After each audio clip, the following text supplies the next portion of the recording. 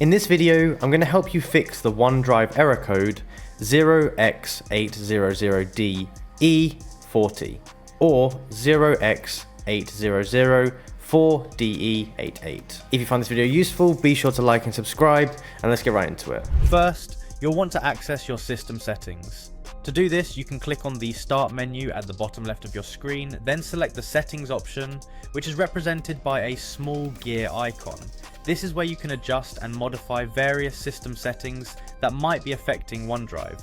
Once you've opened the settings window, you'll see a variety of options. What we're interested in here is the network and internet section, so go ahead and click on it. This section is crucial as it deals with all kinds of connectivity settings, and given our errors, it's where we should direct our focus. Within network and internet, there's another specific setting we need to address, and that is the proxy settings. You'll find proxy towards the bottom of the left-hand panel, so scroll down and click on it.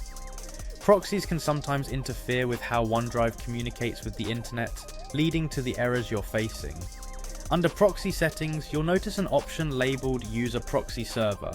This might typically be turned on if you're using a network that requires a proxy for internet access. However, to resolve the OneDrive error, we need to temporarily turn this feature off.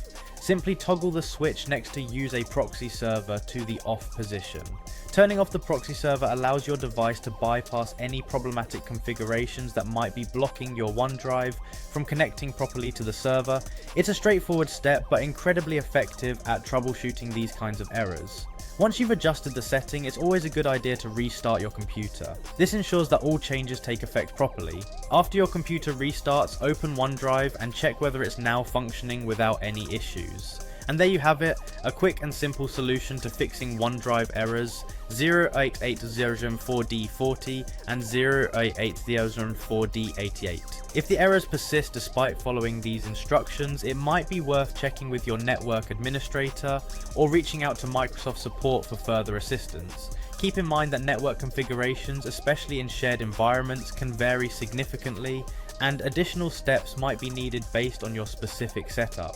Thank you for watching, and I hope this guide has helped you resolve the issue.